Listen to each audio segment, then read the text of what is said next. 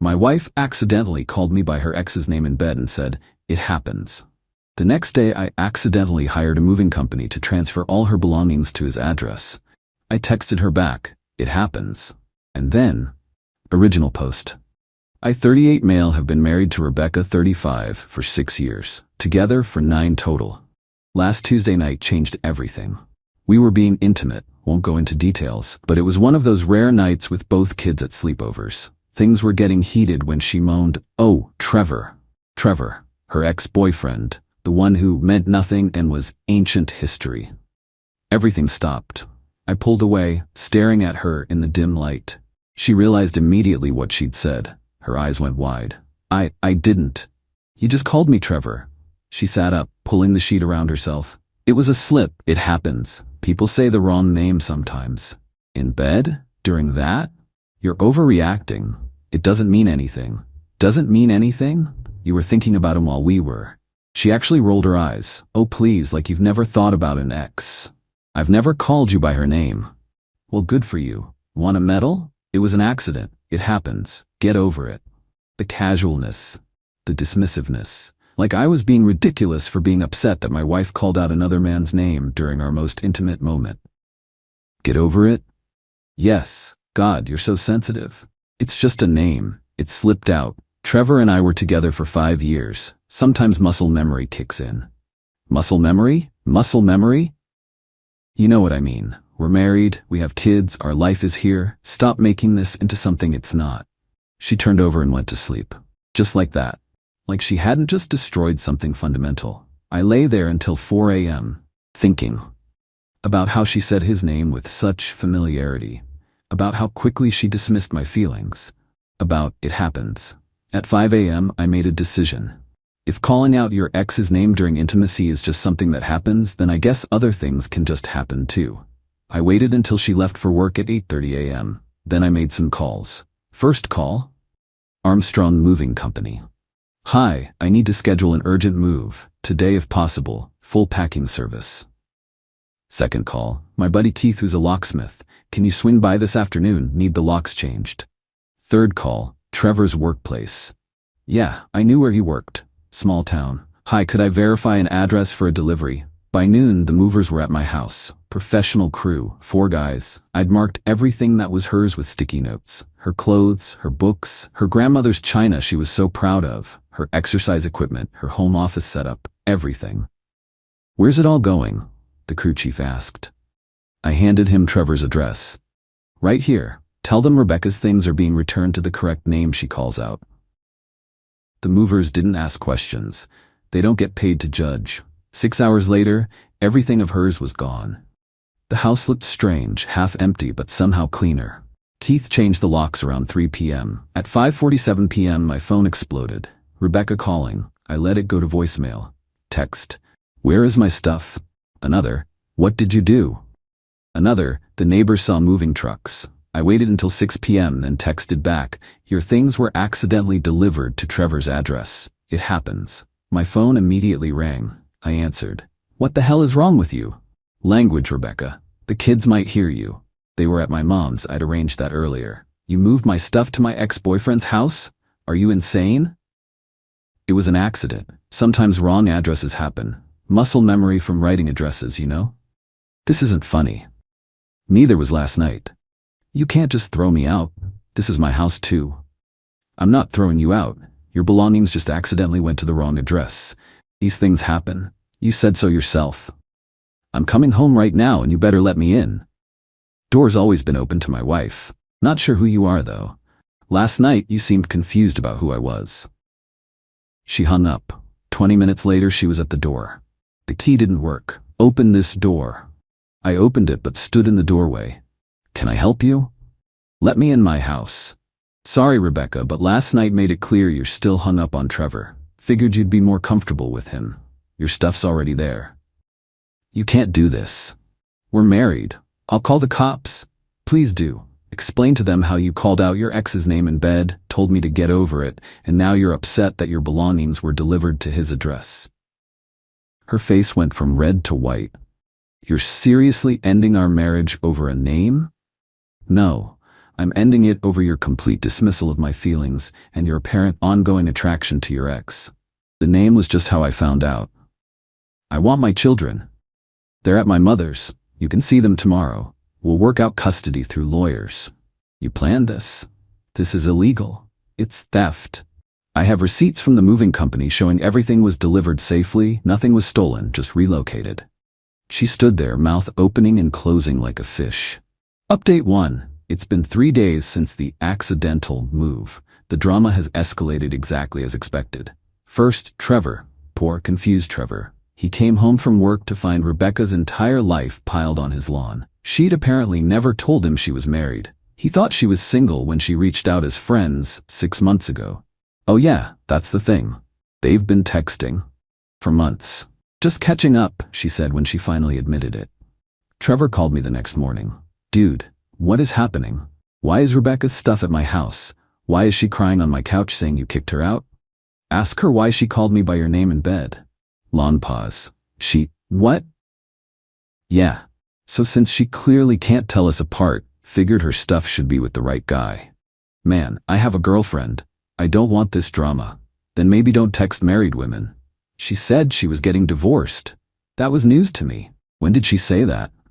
Like 3 months ago? Said you two were basically roommates, just staying together for the kids. I laughed. Actually laughed. We had sex twice last week, Trevor. Well, once and a half, I guess. The half was when she called me your name. He hung up. Rebecca's mom, Gloria, called next.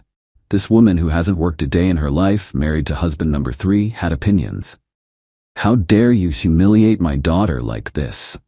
She humiliated herself, Gloria. It was just a name. All men are so sensitive. Would your husband be cool with you calling him by your ex's name during sex? That's different. How? You've been married 6 years. You have children. You don't throw that away over a slip of the tongue. She's been texting him for 6 months, told him we were getting divorced, still think it was just a slip? Silence. Then, you're lying. Ask her. Rebecca showed up again that evening with her sister Mallory and brother-in-law Dennis. They tried to physically push past me into the house. This is assault, Mallory screamed. Dennis, call 911. Dennis looked uncomfortable. We're the ones trying to force entry into his house. It's her house too. I held up my phone, recording. Please, keep trying to force your way in. This will look great in court. They backed off. Rebecca was fake crying. I know her real cry versus her manipulation cry. This was Oscar-worthy manipulation crying. Where are our children? You can't keep them from me. They're at school right now, like every weekday. You can pick them up at 3:30 like normal. I've already told the school you'll be getting them today. That stopped the fake tears. Where would I take them? Your mom's? Trevor's? That hotel you're apparently staying at? I can't afford a hotel forever. Then I guess you better figure something out. Maybe Trevor can help. You two seem close. Mallory jumped in. This is financial abuse. No, this is consequence. She has a job. She has family. She has Trevor. She'll be fine. What about the kids? You're traumatizing them. I told them mommy needs some space to figure some things out. They're okay. More concerned about whether they can still have pizza Friday. Dennis finally spoke up. Look, man, I get you're hurt, but don't you think the moving truck thing was a bit much? Dennis, if Mallory called you by her ex's name during sex, then told you to get over it, what would you do? He looked at Mallory, then at Rebecca, then back at me. Yeah, okay, I see your point. Dennis, Mallory shrieked. What? I'm just saying I understand why he's upset. They left after more threats about lawyers and custody and how I'd regret this. That night, I got a text from an unknown number. It was a photo of Rebecca crying with the caption, "Look what you did to her. Happy now?" I responded, "She looks about as happy as I did when she moaned another man's name. Guess we're even." Update 2. Day 5 post-move. Rebecca's entitlement has reached spectacular levels. She tried to access our bank account. Fortunately, I'd already separated my direct deposit into my own account that morning after the incident. She could access the joint account, all $73 left in it. I'd been meaning to close that anyway. She called me screaming, "You stole our money." I redirected my paycheck to my account. Your paycheck still goes wherever you direct it. I need money for a lawyer. Better start saving then. You planned this. You were waiting for an excuse. No, Rebecca, I was waiting for my wife to not call me by another man's name during sex. Apparently that was too much to ask. She tried another angle, posted on social media about how I made her homeless over a simple mistake and took everything from her.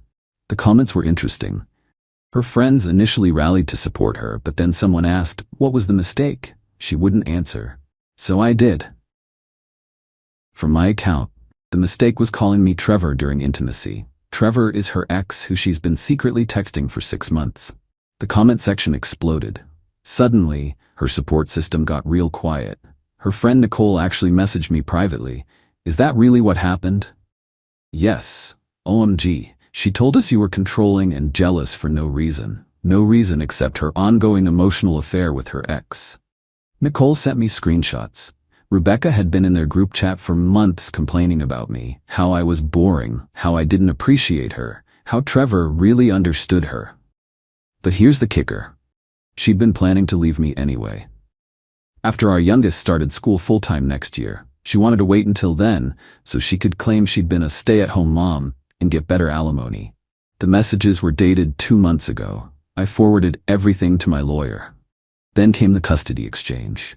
She picked up the kids from school as agreed. 2 hours later, my 7-year-old called me crying. Daddy, why is all of Mommy's stuff at some man's house? What do you mean, buddy? Mommy took us to this house and there were boxes everywhere, and she was yelling at some man and his girlfriend was yelling too, and I'm scared. She took our kids to Trevor's house. To Trevor's house. I drove over immediately. Sure enough, chaos. Rebecca screaming at Trevor's girlfriend, Katie, who was throwing Rebecca's boxes onto the lawn. Get your crap out of my boyfriend's house, you psycho. He invited me over. We have history. Yeah, ancient history. You're married, with kids. My kids were in Rebecca's car, crying. I walked up calmly. Kids, come with Dad. You can't take them, Rebecca screamed. It's my custody time. You brought them to a domestic dispute. You exposed them to adult conflict. That's a violation of basic parenting standards. Katie chimed in. Take those kids. This woman is insane. She showed up here saying Trevor promised to help her. He's been hiding in the bathroom for 20 minutes. I got the kids in my car. Rebecca tried to stop me, actually grabbed my arm. Touch me again, and I call the cops, I said quietly. You've already traumatized them enough today. She let go. As I drove away, I saw Trevor finally emerge, looking like a man who just realized he'd stuck his hand in a beehive. That night, after the kids were asleep, my lawyer called. The screenshots you sent are gold. She's been planning abandonment. The fact she exposed the kids to that scene today? Document everything. This is going to be a very short divorce. Update 3, Week 2. Rebecca went nuclear. First, she tried to get me fired. Called my boss claiming I was emotionally unstable and a danger to the workplace. My boss, Frank, called me into his office. Jake, I got a weird call from your wife? Soon-to-be ex-wife. She says you're having some kind of breakdown? I showed him the texts, the screenshots, the whole story. Frank, who's been divorced twice, just shook his head. Brother, I've been there. Take whatever time you need, and if she calls again, I'm recording it for harassment. Then she tried the church angle. We attended First Methodist downtown. She told Pastor Williams I was having an affair and had abandoned my family. Pastor Williams called me for my side. I explained everything, including showing him her texts with Trevor from before our incident. His response, Jacob, I've counseled many couples. What she did was a betrayal. You're responding with boundaries. That's healthy. Sunday came. She showed up at church in a dress cut down to there and up to here, sitting in the front row, making a show of praying dramatically, dabbing at her eyes with tissues. I sat in my usual spot with the kids. Calm. Normal. After service, she made a scene in the parking lot. How can you sit in God's house after what you've done to our family? Rebecca, you called out another man's name in our marital bed. Let's not discuss sin in the church parking lot. Several people heard that. The gossip mill started instantly, but the real escalation came Tuesday. I got home from work to find my garage spray painted. Asshole in bright red paint. Security camera caught everything. Rebecca at 2 a.m., hoodie on but clearly her, called the cops, filed a report. Vandalism, property damage. The officer looked at the footage. Sir, do you want to press charges? Yes. This is your wife? Estranged wife who's been having an emotional affair and called me by her ex's name during intimacy. The cop, a woman in her 40s, just said, "Press charges. My ex-husband pulled the same crap. The name thing, not the vandalism." Rebecca was arrested at work the next day, in front of all her colleagues. Her mugshot was in the online police blotter by evening. Her mom called screaming about humiliation and family disgrace. "Gloria, she spray-painted my garage. That's a crime. It's just paint. It's vandalism, and it's on camera. You drove her to this." No, she drove herself literally, in her Honda, at 2 a.m. It's all on video. Then came the flying monkeys. Her friends, cousins, random people she'd convinced I was the villain. "You're ruining her life over nothing. How can you do this to the mother of your children? Real men forgive." To every single one I sent the same response. She called me Trevor during sex. She's been texting Trevor for 6 months. She vandalized my property. Actions have consequences. Most shut up after that. The ones who didn't got blocked. Meanwhile, Trevor completely ghosted Rebecca, changed his number. His girlfriend Katie reached out to me on social media. "Hey, just wanted you to know Trevor and I are moving. He wants nothing to do with this drama. He asked me to tell you he's sorry for his part in it, but he genuinely thought she was already divorced. Also, we're still finding her stuff. I've donated most of it to Goodwill." Rebecca's stuff, donated to Goodwill, including her precious grandmother's china. When Rebecca found out, she had a complete meltdown. Called me sobbing, real tears this time. "Her china! My grandmother's china. It's gone. This is your fault. You should have thought about that before you started texting your ex and calling out his name in bed. It was worth thousands. Then maybe you should have valued our marriage worth thousands too. I hate you." "That's fine. Hate me from over there." Update 4 Week 3 brought the legal papers. Rebecca had hired Diane Morrison, no relation, known locally as the man-eater divorce attorney. First move was aggressive, demanding the house, full custody, alimony, child support, and emotional damages for the malicious eviction. My lawyer, Tom, actually laughed when he read it. "She vandalized your property, she's on record planning to leave you, and she brought your kids to a confrontation at her ex's house. This is posturing." We responded with our own filing. Adultery, emotional counts in our state, vandalism, child endangerment, and parental alienation attempts. Then came the emergency custody hearing. Rebecca showed up dressed like a librarian. Hair in a bun, conservative suit, minimal makeup. The devoted mother costume. I wore my usual court attire, khakis and a polo. Didn't need a costume, had facts. Her lawyer argued I'd made her homeless and was alienating the children from their mother. Tom stood up. "Your Honor, we have security footage of Mrs. Henderson spray painting obscenities on Mr. Henderson's garage. We have screenshots of her planning to abandon the marriage after securing better financial positioning. We have witness testimony that she brought the minor children to a volatile situation at her paramour's residence." The judge, an older woman who looked like she'd seen everything, reviewed the evidence. "Mrs. Henderson, did you call your husband by another man's name during intimate relations?" Rebecca turned red. "It was an accident." "Did you tell him to, quote, get over it?" Yes, but did you vandalize his property?" "I was emotional." "Did you take your children to your ex-boyfriend's home where an altercation occurred?" "I didn't know his girlfriend would be there." The judge looked at her over her glasses. "Mrs. Henderson, you've demonstrated poor judgment, criminal behavior, and disregard for your children's well-being. Temporary primary custody is awarded to Mr. Henderson. You'll have supervised visitation until further evaluation." Rebecca exploded. "This is sexism. Mothers always get custody." He manipulated everything. "Mrs. Henderson, control yourself or I'll hold you in contempt." Diane tried damage control. "Your Honor, my client is under extreme stress. Stress she created. Next issue. The house, mine. Premarital asset inherited from my grandfather. Alimony, denied. She has employment and education. Child support, she'll be paying me." Rebecca stormed out, Diane following, heels clicking on the marble floor. In the parking lot, Rebecca confronted me. "You've turned my kids against me." "No, you did that when you took them to Trevor's house and let them watch you scream at his girlfriend. This isn't over." "Actually, it pretty much is." That night, I made the kids their favorite dinner, tacos. My youngest asked, "Why doesn't Mommy live here anymore?" Sometimes adults make choices that change things, buddy. Did she choose Trevor? Kids hear everything. She chose to hurt daddy's feelings and not apologize. That's mean. Yeah, buddy, it was. My oldest, 9, looked at me seriously. Dad, are you sad? Sometimes, but I'm okay. Good, because Mom seems really sad, like all the time now. From the mouths of babes. Update 5, month 2. The divorce was almost final when Rebecca made her last desperate play. She showed up at my door at 11 p.m. on a Friday. Not drunk, but different. Hair done, makeup perfect, wearing the dress I'd bought her for our 5th anniversary. We need to talk. No, we don't. Please, 5 minutes, I deserve that. You deserve nothing but fine. 5 minutes, on the porch.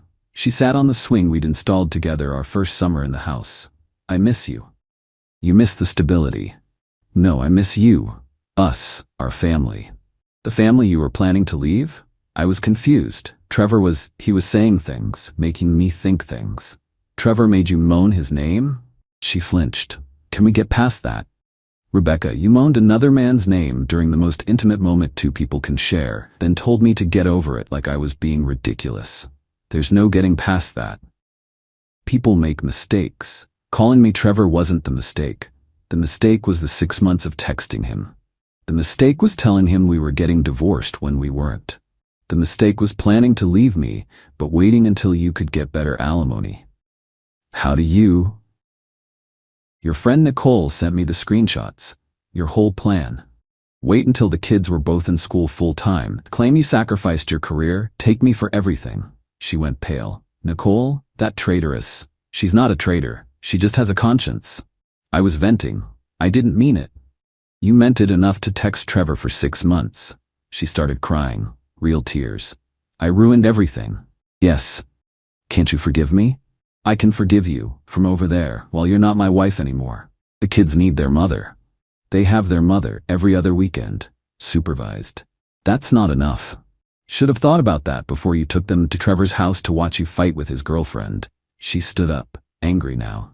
You're so cold, so calculating. You planned everything. No, Rebecca. You planned everything. I just responded better than you expected. I'll contest the divorce. I'll fight for the house. The house that's been in my family for 3 generations. The house I inherited. Good luck. I'll tell everyone what you did. Tell them you called out your ex's name during sex and I moved your stuff to his house. See who takes your side. She played her last card. I'm pregnant. I laughed. Actually laughed. No, you're not. How do you know? Because we haven't had sex since you called me Trevor. That was 2 months ago. You're not showing, and you just had wine at dinner with your mom yesterday. Nicole sent me the photo from Instagram. Her face crumbled. How did I become the villain in this story? You became the villain when you chose to hurt me and expected me to just take it. She left. The divorce was finalized 2 weeks later. Final update. It's been 6 months since that night. Time for the final update. The divorce is done. Clean. Surgical. She got her clothes, what wasn't donated by Katie, her car, and her personal items. I got the house, primary custody, and child support. Rebecca lives in a 2-bedroom apartment across town. Works full-time now. Amazing how she suddenly didn't need to find herself when the bills came due. The kids have adjusted. They see her every other weekend, supervised by her mother Gloria, who still glares at me during exchanges, but has stopped the verbal attacks after I threatened a restraining order. Trevor moved to another state with Katie. Completely disappeared from social media. Mutual friends say he tells people about his psycho ex from years ago without mentioning the recent drama. Rebecca tried dating apps. Word got around though. Small town. Everyone knows she's the woman who moaned her ex's name in bed, then got her stuff moved to his house. Not a great dating profile. She reached out last week. Not to reconcile, but to ask if she could have the kids for Christmas morning. The court order says Christmas Eve until 6 p.m. I know, but it's Christmas. And? Jake, please don't do this. Do what? Follow the custody agreement you signed? Use the kids to hurt me. I'm not using anyone. I'm following the legal agreement. You know, the kind of agreement adults make and stick to. You're still so angry. No, I'm indifferent. There's a difference. And I am indifferent. She's just someone I used to know.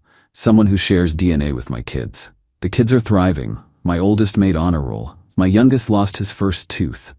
Life moves on. I'm dating someone new. Andrea. Met her at a school function. She's a widow, has a daughter my oldest's age. We're taking it slow, very slow. She knows the whole story, and her first comment was, "Who the hell calls out their ex's name during sex and expects it to be okay?" Exactly. Rebecca found out about Andrea when she saw us at the grocery store. Later texted me, "Already replacing me?" "Replaced you the moment you said Trevor. Just took 6 months for the paperwork to catch up." She's not prettier than me. She knows my name. That puts her ahead already. No response to that. My lawyer Tom ran into Diane Morrison at court last month. She told him it was the fastest collapse of a divorce case she'd ever had. Your client played that perfectly. The moving truck was genius. Petty? I asked Tom when he told me. Effective, he said. She tried to minimize your feelings. You maximized her consequences. Last night, I was tucking in my youngest and he asked, "Dad, do you still love Mommy? I love that she gave me you and your sister." But not her? Not anymore, buddy. Because she said Trevor? Because she hurt my feelings and didn't care that she hurt them. Oh, that makes sense. Kids understand more than we give them credit for. This morning, I woke up to a text from an unknown number. Turned out to be Trevor's new number. "Jake, I know I'm the last person you want to hear from, but I wanted to apologize. I didn't know she was still married at first. When I found out, I should have stopped responding. I'm sorry for my part in this. You didn't deserve what happened." I texted back, "Apology accepted. Good luck with Katie." Thanks. She's actually my fiancée now. The whole thing with Rebecca had made us realize what we had. So, my ex-wife's affair partner is getting married because dealing with her made him appreciate his girlfriend. There's some irony. Rebecca still tells people I overreacted, that I threw away our marriage over one little mistake. The people who matter know better. The kids are with me this Christmas morning. We'll have pancakes, open presents, and watch movies. Andrea and her daughter might stop by later. My parents are coming for dinner. It's a different life than I planned, but it's mine. And everyone in it knows my name. That's all that matters. Oh, and for those wondering, yes, the garage still has a faint outline where asshole was spray painted. I could have it properly repaired, but I keep it as a reminder. Not of anger or pain, but of the day I chose myself. The day I decided that when someone shows you who they are, someone who'll call you by another man's name, then tell you to get over it, you believe them, and you act accordingly. Even if acting accordingly means hiring a moving truck and having their shit delivered to Trevor's house. It happens.